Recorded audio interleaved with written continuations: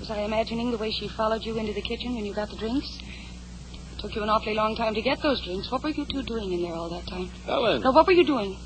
And what did she mean by saying you'd been away too long? I haven't the faintest idea. It's probably just her way of talking. It's a rather strange way, isn't it? I suppose so. Do you mind if we go in? I'm dog-tired. Tate, I'm sorry. I didn't mean anything.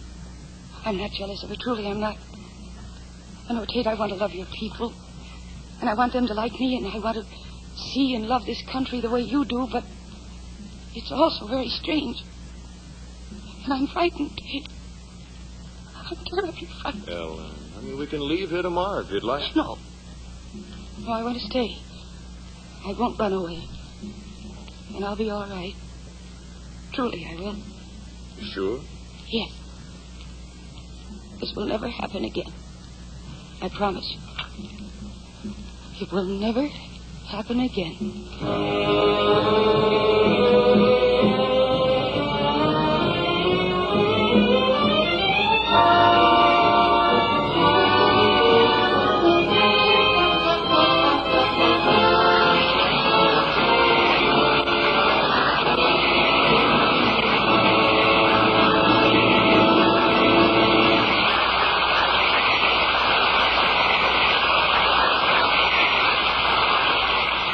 From Studio One, radio's celebrated playhouse of dramatic entertainment, you are hearing Mr. Robert Mitchum starring in Wine of the Country, a version for listening by Lillian Shane of the Hamilton Basso novel. Studio One will resume after the customary pause for station identification. This is CBS, the Columbia Broadcasting System.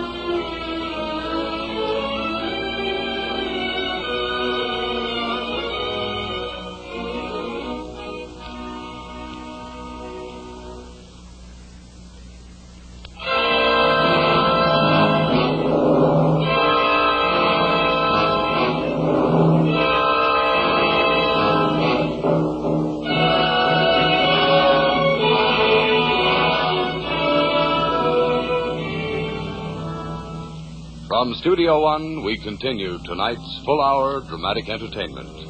Mr. Robert Mitchum stars in Fletcher Markle's production of Wine of the Country by Hamilton Basso.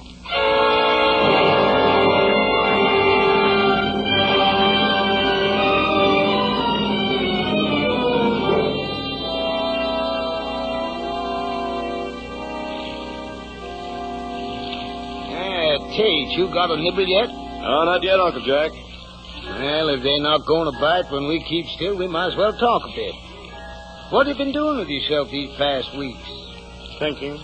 Hardest work a man can do. What have you been thinking about?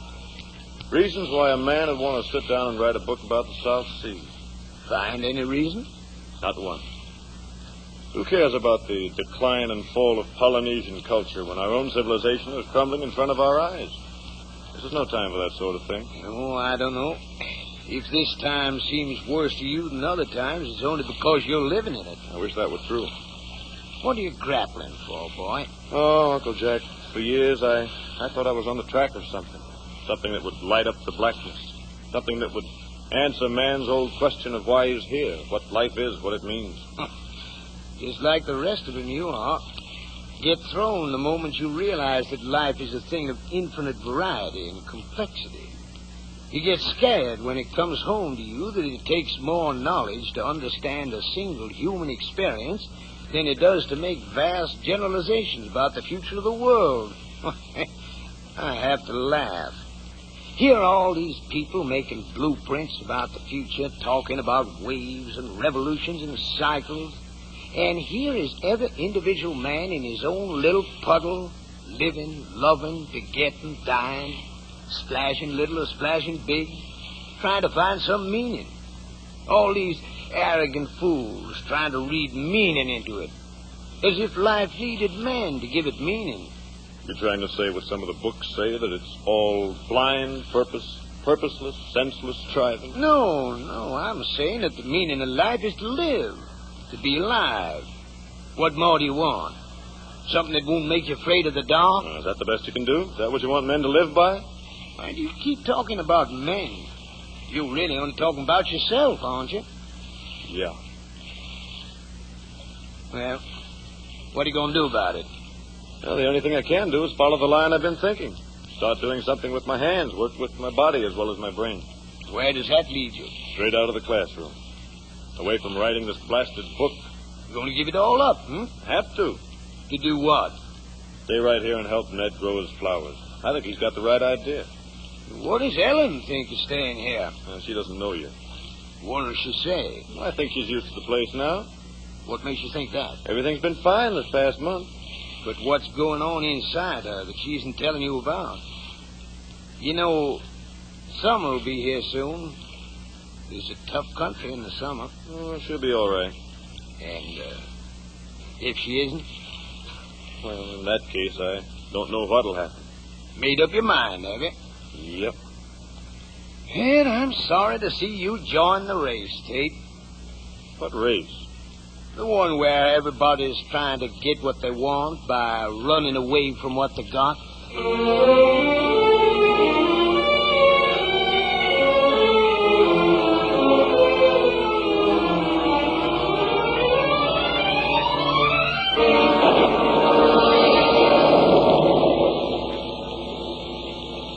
Ellen? Yes, You feeling better now that the rain has started? I'm fine. Why don't you tell the truth? I am telling the truth. Tate, I wish that you'd let me help you. Help? Yes, I mean with the farm. Couldn't I do the bookkeeping for you? I'd like to have something to do around here. Oh, honey, you'd never be able to make head or tail of those books. When I took the place over from Ned, I didn't realize what a mess he'd made of it. We were mortgaged and we got an awful lot of debts. Can't you get Ned to settle down and be of a little more help to you? Oh, you know how he is, Ellen. Well, what pleasure does he get from that incessant hunting of animals and birds? And where does he go? What does he do when he disappears for days at a time? Don't let Ned bother you, darling. Incidentally, I believe you neglected my after-dinner kiss. Does this mean, woman, that you no longer love me? No, don't talk like that. Not even in fun. You're my girl? I'll always be your girl, Tate. It's so wonderful when we're together. But we're not always together. Sometimes you go away from me. Hold me close.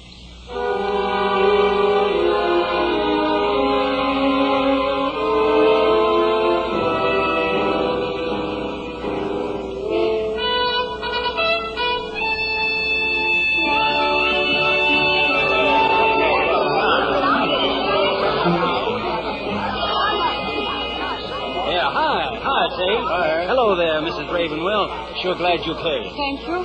Ellen's never seen a cockfight, Harry. I told her something she ought to see. You got a good one fixed up for today? The best. Ned's putting that rooster of his up against Tom's General.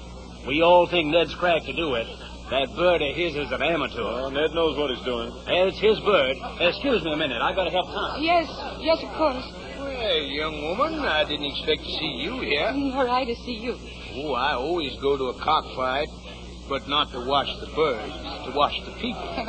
You take my advice and do the same, you'll see something you never saw before. Hello there, Mrs. Ravenwell. Hello, Miss Blake. Hiya, Tate. By yourself. Mrs. Ravenwell, your husband said the awfulest thing to me yesterday. Oh, what was that? He said that Southern girls from the time they're 12 are taught to run after men. He said their whole approach to life is biological. Isn't he just awful? Oh, say, they're about to begin. Let's get over there, huh? You ready, Tom? Let's go. What's the matter? You stalling this way? You scared of losing? The general will take that rooster of yours with one leg. You want to bet? You gotta bet, ain't we? I got $10 billion on the general. I'll take you on that. Who's referee? How about Jack? That suits me. Gather around, folks. Let's get right in front. No, I'll stay back here. Oh, no, honey. You got to get a real look at this. Come on, right up in front. All right. The thing to remember, Ellen, is the birds don't feel any pain. Well, it's pleasant for us to think so. You mean... Well, it's probably true. There's the general, darling. Tom's holding him. Isn't he a beauty? What are those sharp spikes on his legs? The gas. That's what they fight with. I see. Anyone else taking bets? 3-2 on the general. Make it 2-1. 2-1. Any more? I'll take it. You're on. Any more? You know you think you learned from 5, Ned. Now get started and prove it. Let's go. Let's go. All right, gentlemen. Are you ready? Ready. Ready? Bill your birds. Watch this, Ellen. Pitch your birds. Here it is. Pitch. This is it, Ellen. Watch. Shut your mouth. It ain't over. Look at that. Look at that rooster there. He's shuffling. He's hung. Handle. You separate them now, Ellen. Watch closely. I'm watching. Hit. Handle. That's one for my fella. Any more of that 2-to-1 money around? Oh, any fool rooster can get him a lucky lick. Lucky my foot. Hit. Handle. Yeah, General. It's all over the crow. Your chicken's licked, man. Why don't you give up? I ain't giving up. He's my rooster, and the devil's got to kill him for his lick. Hit. Tate, I'm going. Going where? I've got to get away from here. Well, what's I wrong? can't stand this. Why not? It's horrible. I can't stand it any longer. Ellen, I prefer that you not make a scene here and that you stay right where you are until this is over.